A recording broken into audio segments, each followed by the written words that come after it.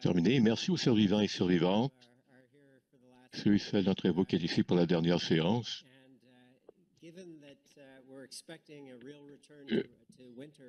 Puisqu'on s'attend à un retour en force de l'hiver, Iris se sauve rapidement parce qu'elle a peur de la neige. Et apparemment, l'hiver revient de façon inattendue. Dans cette dernière séance, ce sera assez bref. Je suis certain que tout le monde est arrivé au bout de leur attention. Et j'aimerais simplement commencer en exprimant quelques remerciements. Alors, notre gratitude à vous tous et toutes pour être venus. Plusieurs avaient traversé des océans ou des continents ou des frontières qui sont normalement impénétrables, sauf pour la SARS-CoV-2. Et nous avions une représentation d'un océan à l'autre, ce qui était excellent. Et malgré certaines problèmes dus à certains événements météorologiques qui sont arrivés plus tôt. Alors, merci tout le monde pour avoir fait l'effort de contribuer. Nous avons eu également une excellente participation en ligne, de modération virtuelle. Ce n'est pas facile, mais c'est quand même intéressant du point de vue de participation. Dans cette veine, je dois dire que je suis tout à fait étonné que d'un point de vue logistique, nous n'avons eu pratiquement aucun problème dans le cadre de cette interface, ce qui est plutôt rare pour l'université où nous nous trouvons. Alors, j'aimerais simplement féliciter l'équipe à l'arrière pour leur excellent travail.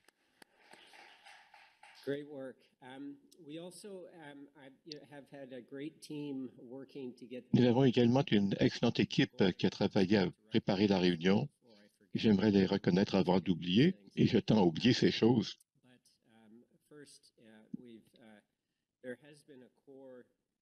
Premièrement, il y a eu un noyau de l'équipe au secrétariat qui ont dû m'endurer pendant les 3 ou 4 derniers mois, presque un an en fait, parce que nous avons commencé, ils ont été plongés avec la demande du CBRF en avril 2023.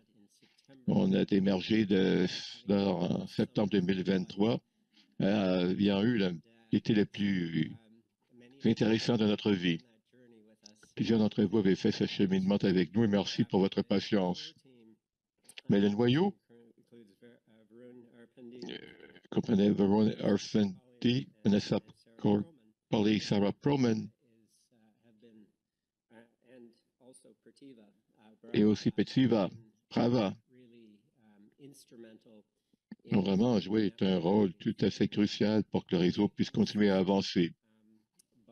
Elles ont été aidées par des gens qui se sont présentés comme dirigeants de groupes volontaires, Steve, Agatha, Mooney et d'autres qui ont travaillé dans les groupes de travail.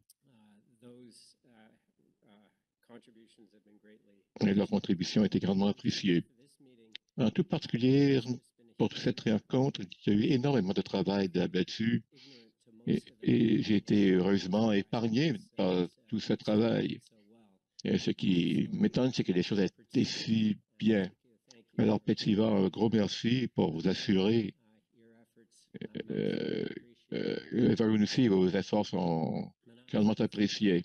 Vanessa, Sarah, qui ont des emplois à plein temps par cela, mais on a réussi quand même à les faire venir s'impliquer grâce à PIAC, grâce à la SPSC, et quelqu'un qui nous aide toujours à surmonter les difficultés, Caroline Fadaf, qui nous a beaucoup aidé grâce à ses prouesses en communication et son sens de l'organisation des rencontres de ce type, et en faisant venir des coordinateurs d'événements pour faciliter la logistique. Tout cela pour dire que je suis très reconnaissant à votre égard et j'espère que vous avez apprécié le soutien qu'on vous a accordé au niveau logistique, etc. Et sur ce, un gros merci. Maintenant, j'aimerais passer à ma présentation. J'ai attendu toute la semaine. Je sais que ce n'est pas votre cas, mais c'est mon cas à moi. Et j'aime, comme disait un de mes meilleurs profs de dermatologie de l'école de médecine, il pouvait passer 200 diapos en 30 minutes. Alors, préparez-vous.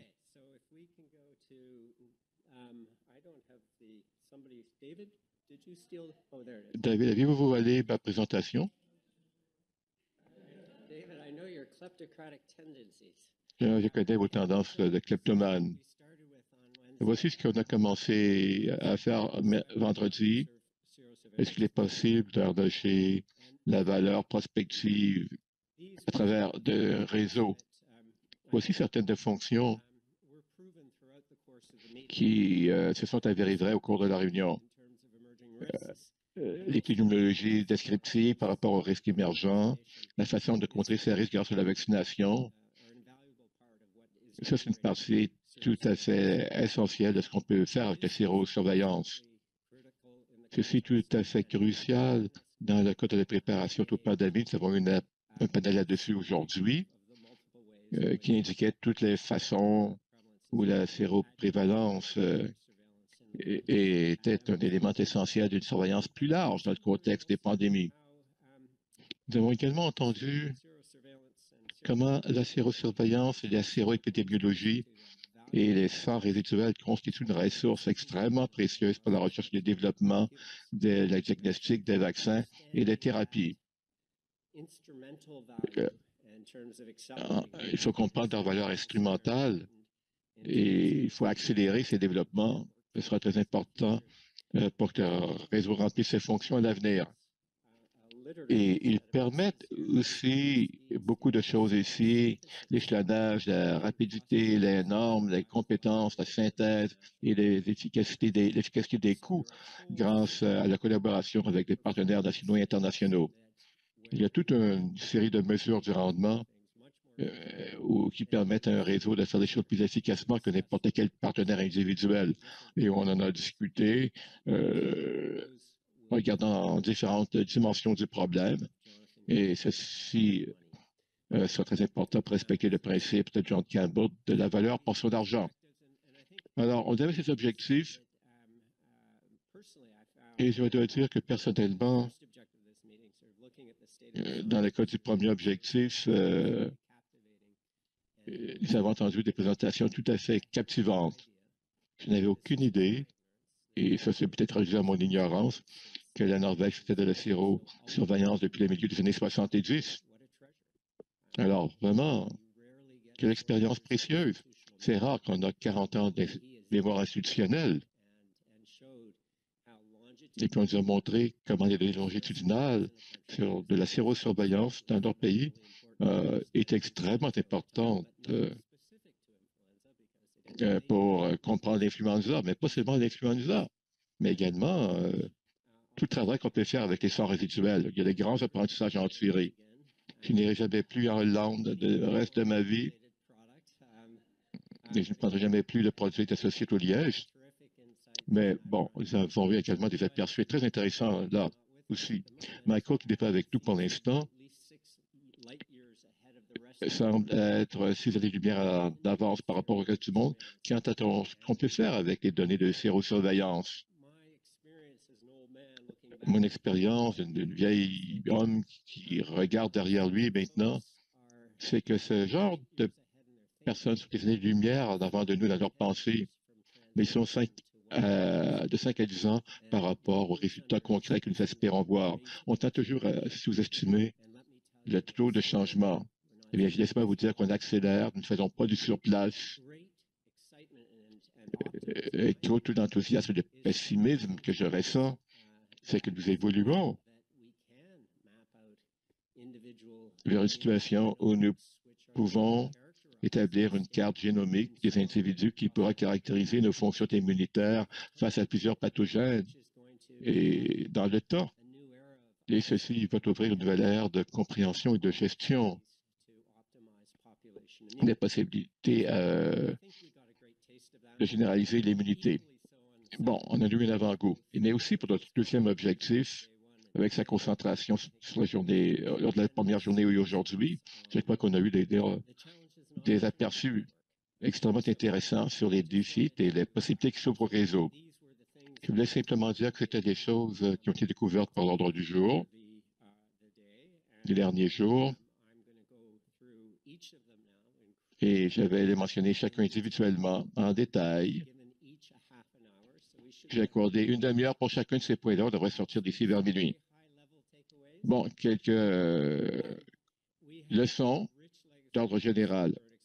Nous avons une expérience et un héritage institutionnel extrêmement riche dont on peut profiter. Deuxièmement, la sérosurveillance est un sport d'équipe et, et il n'y a aucune seule discipline qui la contrôle. La sérosurveillance combine l'expertise et les connaissances de différentes sciences. Et quand je parle d'expertise, je parle d'une expertise basée sur la pratique. Et aussi, comme on l'a entendu de notre participant égoïste du Manitoba, il y a tout ça, le réseau est déjà en place. Nous avons des capacités de réseau et ce n'est pas simplement limité à ce que le GTC peut faire. Il y a également d'autres qui ont pensé comme nous dans la pandémie et qui se sont dit on peut faire des choses ensemble qu'on ne fait pas encore pour l'instant. Nous entrons une nouvelle ère. Ce n'est pas le temps de se reposer. Il faut avoir un sentiment d'urgence et on va devoir mettre cette machine en branle constamment et on espère qu'on va s'améliorer. La science de la sérosurveillance offre des éléments tout à fait cruciaux pour résoudre des casse-têtes complexes au niveau militaire. Il faut garder l'œil là-dessus parce que dans certains endroits, on semble croire que la sérosurveillance, c'est un peu banal, une connaissance de type peu piétonnière qui sous-estime la valeur de ce que j'appelle l'épidémiologie descriptive fondamentale. On ne peut rien faire en santé si on ne comprend pas les dénominateurs et la situation d'ensemble. Donc, il faut s'assurer qu'on voit cela non pas comme étant simplement quelque chose d'instrumental et à la fois instrumental et d'évident, mais il faut le considérer comme étant un point d'entrée qui nous permet de répondre à des questions extrêmement importantes. L'opportunité des données, c'est un thème qui est revenu constamment. Nous avons une infrastructure avec laquelle travailler et sur laquelle on doit travailler. Bon, il y a les communautés difficiles à joindre, comment on peut générer de la valeur du réseau. Puis il faut penser activement à un encadrement commercial de tout cela. Cela peut être important pour les partenaires du réseau, mais il faut aussi éviter ce que certaines personnes ont suggéré et comme étant une suggestion un peu simpliste. Il n'y a pas de marché lorsqu'il s'agit de se préparer pour des événements incertains. J'ai travaillé à la Banque mondiale avant, et puis il y a, par exemple, des réserves pour les événements catastrophiques imprévus. C'est important pour le réseau. Ce n'est pas comme si on travaillait dans un domaine où il n'y a aucune activité commerciale. Et finalement, il faut nous positionner dans le tableau plus large de la surveillance. Il faut qu'on ait de la sérosurveillance dans un cadre plus large. Donc, alors ce qu'on a fait, c'est que nous avons imparti 3 jours de séances tout à fait extraordinaires. Ils sont maintenant disponibles sur Netflix, ils le seront bientôt. Vous pourrez les regarder toutes et nous croyons que ce sera l'ensemble de présentations le plus regardé sur Netflix. Simplement pour vous rappeler que nous avons des ressources. Nous avons filmé la réunion. Ils rendront les présentations disponibles également. Et ces présentations étaient dans l'ensemble tout à fait excellentes, à la fois verbalement et sur PowerPoint. Et on va s'en servir pour préparer les prochaines étapes. Alors, quelque chose qu'on aimerait vérifier avec vous. Nous sommes une institution universitaire. Plusieurs d'entre vous travaillent également dans des institutions universitaires. Devrions penser, par exemple, à un numéro spécial. C'est une façon de communiquer la dimension du réseau dans une communication brève et bien ciblée, bien disciplinée. C'est simplement une suggestion sur le genre de choses qu'il pourrait contenir. Les cas d'utilisation, le rôle de la surveillance épidémiologique après la COVID-19, les essais sur l'immunologie, les activités de laboratoire, les occasions présentées par les données, les frontières de la science, ça va peut-être vers la version 2.0 de l'Observatoire d'immunologie générale. Et puis finalement, la valeur pour son argent, en réponse aux questions que j'avais posées, on voulait savoir combien d'argent est dépensé où. Et on pourrait probablement demander puis avoir des réponses intéressantes et des constats intéressants. Alors, ce sont des idées. Si quelqu'un veut approuver certaines de ces démarches, faites-le. Ensuite, le suivi national et au-delà, le suivi mondial. C'est pour vous donner une idée de certains aspects plus précis. Nous avons le rapport final du groupe de travail qui recommandera la création d'une capacité de sérosurveillance nationale. C'est une recommandation canadienne. Mais nous allons revoir ces recommandations basées sur la contribution de cette réunion. Mac Wolford, l'ancien directeur scientifique du Royaume-Uni, a examiné les réponses à la recherche entreprise pour le Canada et son rapport sera produit dans les prochaines semaines environ. Et nous formulerons nos recommandations et nous les communiquerons. Il y a une rencontre avec le directeur Teresa Tam, le directeur en chef des Santé au Canada, et puis les principaux directeurs médicaux quel que soit le nom qu'ils ont dans leur province. Nous avions nos panels provinciaux cet après-midi, et je crois que des forces que nous avons, ce n'est pas parfait, mais c'est solide. Nous avons une bonne base provinciale et ce leadership sera essentiel pour l'avenir. Ça, c'est le côté provincial et dans le cadre canadien. Au-delà de ça, nous faisons partie d'une entente de libre-échange nord-américaine.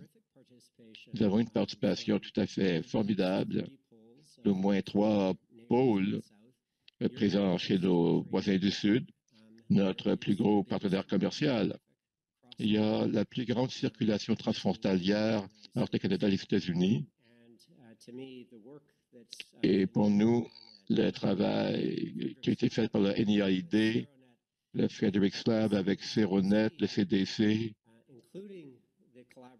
y compris la coopération entre la Croix-Rouge américaine et Vitalent. Tout cela, ce sont des collaborations, puis on peut demander comment peut-on travailler ensemble, comment ajouter une dimension nord-américaine à notre réseau. Si on peut éliminer certaines de ces frontières, surmonter certaines notifications qui font partie de nos divisions du travail un peu paroissiales entre les FPT au Canada, peut-être parfois on peut établir des partenariats à l'extérieur du pays qui vont dire, écoutez, nous, on aimerait aller de l'avant avec vous. Celui-là pourrait aider à éliminer certains des silos que nous avons chez nous, à l'interne. Ensuite, il y a les possibilités plus mondiales, l'étude Concise, où le Canada joue un rôle de premier plan en 2007, 2008, 2009, 2010 avec Marin Kalkova. Ce travail va se terminer bientôt. Les études Unity dont on parlait Isabelle, la possibilité de développer un centre de collaboration avec l'OMS. Et puis nos collègues à Hopkins vont commanditer un Séro Sommet appuyé par Gates vers la fin de cette année. Ce sont des occasions qui nous permettent de réfléchir à la façon dont le réseau pourrait faire partie d'une communauté plus large. Et ce sont des occasions importantes qui s'en viennent. Maintenant, plutôt que de parler tout seul, on a pensé que dans l'esprit d'encourager la participation, on va donner à tout le monde pas plus de 60 secondes pour répondre à n'importe quelle de ces questions ou à d'autres questions que vous pourriez vouloir soulever. Mais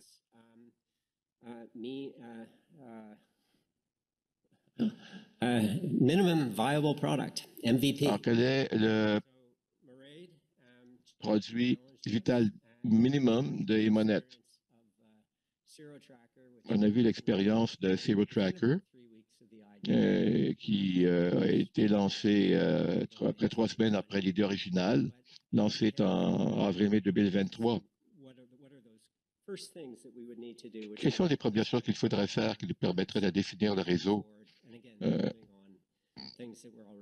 l'aider à aller de l'avant, puis développer les choses que nous faisons déjà?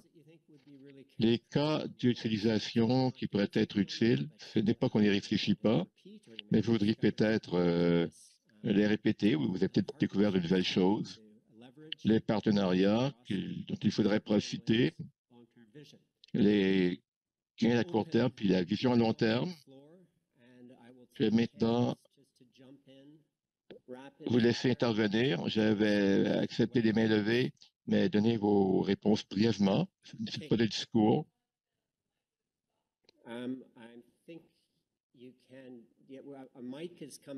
Bon, Mike s'en vient. Alors, il peut attendre 15, 6, 9 minutes. Et voilà. We heard it when I was presenting before, reaching out to the chronic disease associations in Canada, the partnerships. Contacter les différentes associations spécialisées dans certaines maladies au Canada, la Société du cancer, le diabète, etc. Qu'est-ce qu'ils voudraient surveiller à l'échelle de la population? Très bonne idée. Vous obtenez un certificat de complétion de la réunion. Et merci pour tous ces aperçus, encore une fois, à partir du nom de Copernet. Merci beaucoup pour nous inclure parmi vos partenaires dès le départ.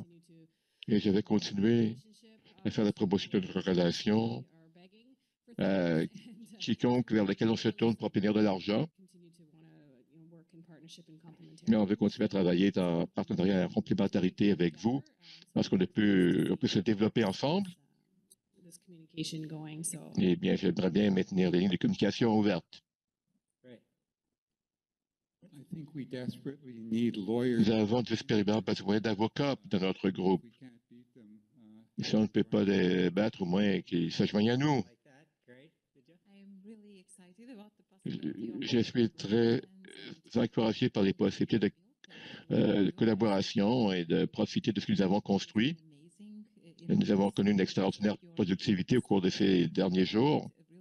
Alors, j'ai bien hâte de continuer à travailler avec les manettes. J'aime beaucoup le potentiel. Ce que j'aimerais voir, c'est cette évaluation en temps réel de l'humanité, de la protection contre les infections dans le monde réel. Merci. Je crois qu'on a tous démontré un désir et un besoin de travailler ensemble. Présentement, le principal obstacle, c'est notre incapacité à partager certaines données. Je crois que c'est le moment d'unifier notre voix et de dire cela ne fait pas de sens. Ce n'est pas notre avantage ou l'avantage de la population canadienne de ne pas pouvoir échanger nos données. Et nous devons constituer un front uni pour détruire enlever cette barrière. Ça, c'est l'obstacle le plus complexe qui existe pendant une pandémie. Et j'approuve. Et peut-être pourrions-nous... Peut-être que c'est un aspect. Ça, c'est une invitation peut-être à préparer une déclaration de consensus dans le cadre de cet alignement, parce qu'obtenir un consensus ne sera pas trop difficile. surtout sur la formule bien. Et ensuite, il faudra les signer pour multiplier ses effets.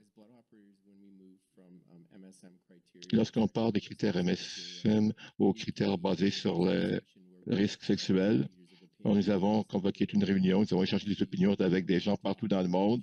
On a tous parlé des enjeux, des lacunes, où il y avait des choses à régler.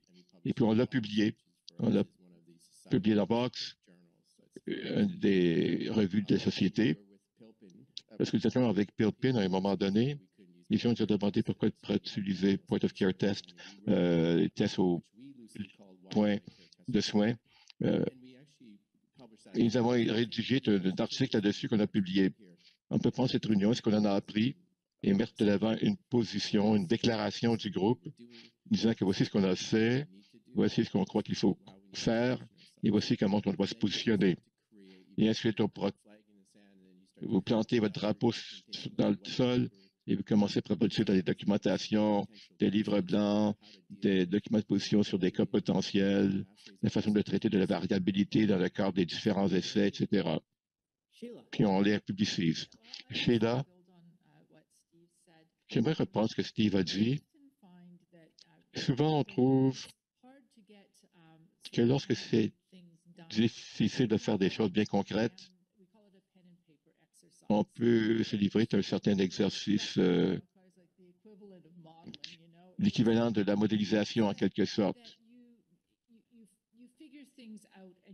C'est-à-dire qu'on réfléchit, on arrive à des conclusions et on les met de l'avant. Bon, avec le risque, on va dire, eh bien, voici le risque, l'ampleur du risque, mais je ne m'attaque à cette sous-ensemble du risque. Puis on continue à travailler. Mais le parallèle à cela,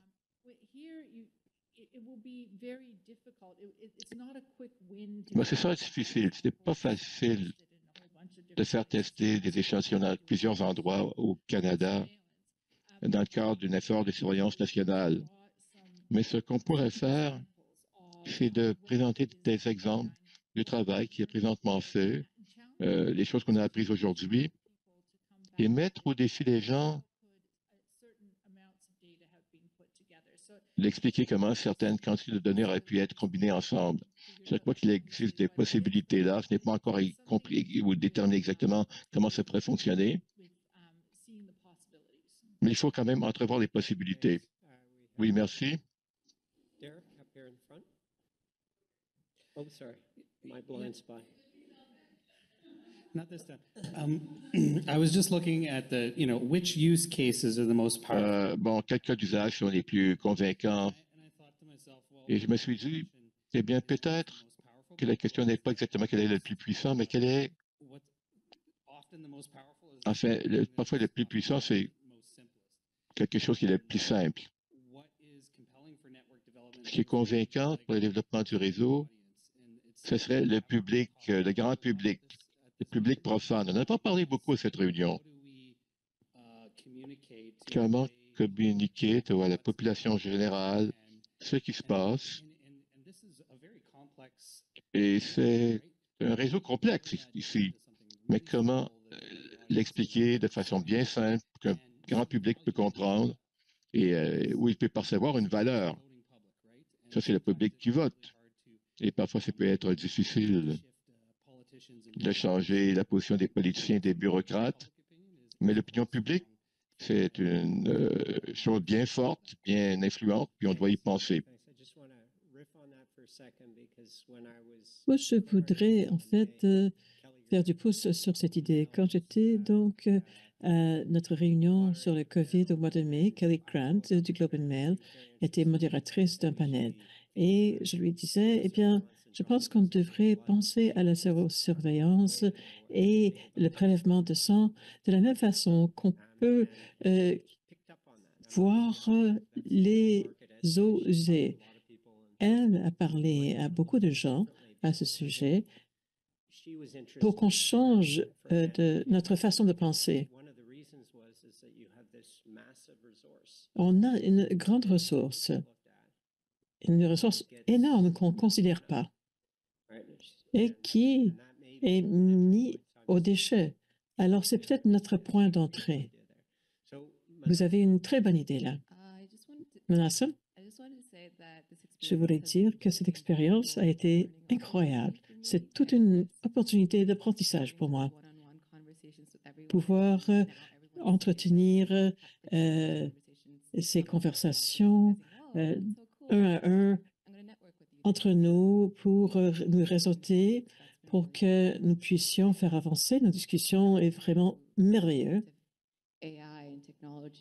L'IA et la technologie et cette nouvelle phase, le chemin vers l'avenir. Et bien, hier, Google a donné naissance à Gemini 1,5. Alors, nous pouvons aussi avancer. Comment est-ce qu'on va devenir plus efficace, plus résilient, plus durable? Ce sont des questions que je me pose.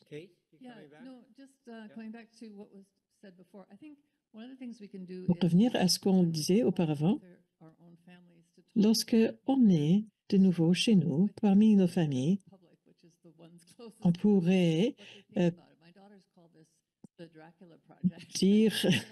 demander à notre famille ce qu'elles en pensent. Ma fille appelle ça le projet Dracula. Ce que vous avez dit par rapport aux eaux usées, ça s'applique aussi. Par exemple, les femmes. Si les femmes savaient qu'on jetait leur prélèvement de sang, elles penseraient peut-être que ce serait horrible. Il va falloir peut-être faire appel au grand public pour faire la défense de nos idées, à quelque part. C'est peut-être pas un projet Dracula, mais peut-être qu'on pourra voir ça d'une autre façon. Peut-être qu'on peut dire que chaque goutte doit compter, ou bien que la surveillance sert tout le monde. C'est un peu comme la mesure du pétrole dans votre réserve de gaz. Vous mesurez ça. Il faudrait peut-être engager une société de relations publiques pour raconter notre histoire. C'était vraiment important de distiller notre message pour dire ce qui est important en tant que clinicien, en tant que scientifique, et tout le monde qui est associé à cette initiative, pour qu'on dise quelque chose qui est significatif pour tout le monde, pour raconter notre histoire. J'avais une question rapide. Est-ce qu'il y a un synonyme pour la surveillance qui est un petit peu moins controversé? Oui, c'est un bon point. Et si Michael était là, lui, en fait, il a enlevé ce mot-là de toutes ses présentations, en fait, lorsqu'il voudrait, en fait, mobiliser du soutien, parce que ça évoque les anticorps et autres. Alors, je pense que le langage et le marketing seront importants, oui. Donc, l'équipe de communication au GTIC a fait de belles choses dans ces bulletins. Il y avait aussi des enquêtes qui ont été récurrentes. Le public général pouvait regarder cela et comprendre le concept de ce qui se passait en matière de séroprévalence.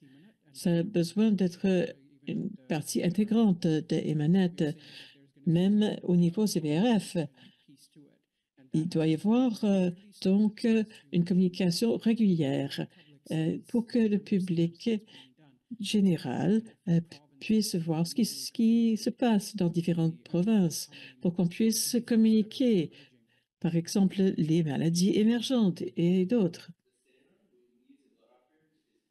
Inaudible pour l'interprète sans micro. La vigilance, oui. Inaudible sans micro. Alors, notre cannelle, nos synonymes doivent être mobilisés.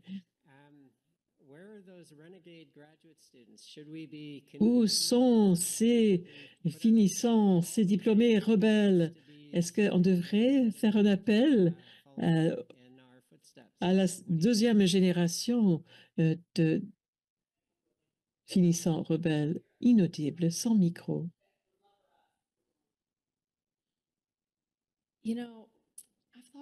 Vous savez, j'y ai réfléchi. Est-ce qu'on pourrait en fait répéter l'expérience exactement de la façon dont ça s'est passé? C'est difficile de dire comment on s'y prendrait si on voulait le faire. Il est important de souligner la façon dont on a mobilisé ces diplômés rebelles, surtout si on est dans une position d'autorité. Il faut être ouvert aux idées. On peut distribuer les tâches respectivement et on revenait avec Tim, avec Zero Tracker.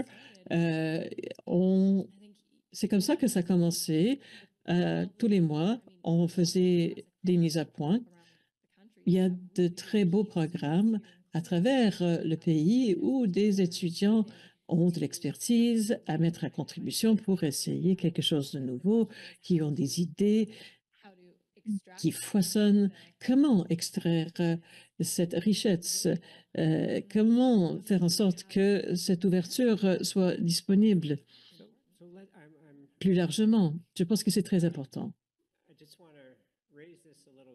Je voulais soulever ce point un peu parce que tout le monde a de la difficulté avec sa largeur de bande en dehors de cette réunion, bien sûr.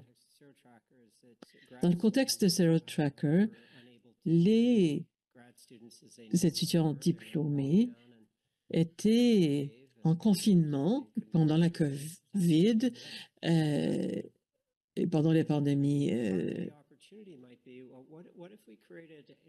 Voici l'opportunité devant nous. On pourrait créer une bourse Emanette pour des gens qui achèvent leur maîtrise. Et puis, on pourrait identifier des opportunités pour travailler avec des membres de Emanette, non pas seulement à McGill, mais des gens sur les premières lignes auprès des établissements. Et ainsi, par exemple, à Cadam Labs, on pourrait envoyer quelqu'un pour essayer de voir comment mieux gérer le réseau, pour lancer le réseau, il faudrait des ressources humaines. Et je reconnais que les personnes dans cette salle disposent de moins de temps, font déjà donc du temps supplémentaire quant à leurs engagements existants. C'est quelque chose qui pourrait être donc une demande pour les donateurs. Est-ce qu'on voudrait soutenir 20 personnes qui pourraient contribuer à une capacité accroissante de ce réseau qui pourrait nous aider à le bâtir?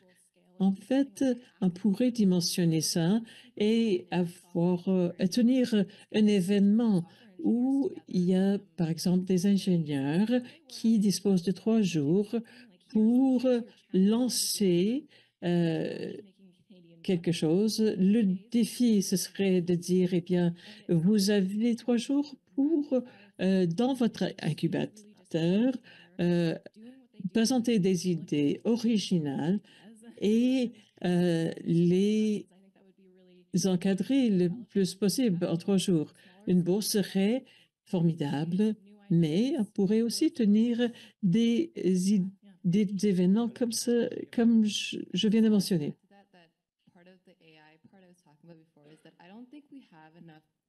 En ce qui a de l'IA, je ne crois pas qu'on ait assez de personnes avec des antécédents en TI. Par exemple, Combinator ou FFCF à Seattle, eux sont motivés par la création en matière de technologie.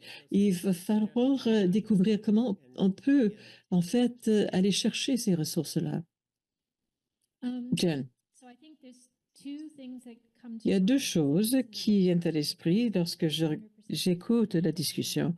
D'abord, on a besoin de soutien du public qui, en fait, sont les parties prenantes premières. Le grand public n'est pas au courant qu'il n'y a pas de réseau de sérosurveillance. Ils ne savent probablement pas pourquoi c'est important ou ce que ça voudrait bien dire. Pour être plus parlant, il faudrait parler de la fierté qu'on a d'être Canadien et qu'il s'agirait de réseaux qui reflètent notre diversité. On a dû se fier sur l'Afrique du Sud, l'Angleterre, pour savoir qu'est-ce qui s'en venait en matière de virus. Alors, il faudrait dire au grand public qu'on a besoin d'investir pour avoir des projets pérennes. Collide est appliqué au niveau des plaques tournantes. Je ne sais pas ce que le gouvernement fera de nos projets passés. Je devine que la sérosurveillance ne seront pas nécessairement leur grande priorité. Alors, comment garantir la pérennité d'une initiative qui devrait être un poste budgétaire permanent pour le gouvernement fédéral? J'ai des idées qui sont à l'étape embryonnaire là-dessus. Je ne parlerai pas pour Michael Mina, mais dans sa tête, je crois qu'il est contre. En fait, il a vu qu'il manque des ressources. Lui, il mène un projet ambitieux, mais les temps ne sont pas propices nécessairement à prolonger ce qu'il fait. Un des ingrédients essentiels qui n'est pas nécessairement représenté en ce moment et par exemple, la jeunesse enthousiaste, c'est qu'il y a des entrepreneurs qui pourraient être intéressés par ce genre de programme. Michael est en train de franchir du nouveau terrain pour voir si on peut faire contribuer le secteur public dans ses efforts.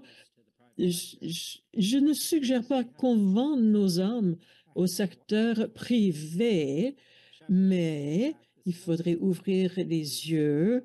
On disait donc Shepherd, qui fait partie de l'Agence de la santé publique du Canada, nous annonce que le budget sera coupé de 25% et il faut qu'il fasse qu'il prenne des décisions pour dire pourquoi il faut ne pas faire certaines choses à l'avenir.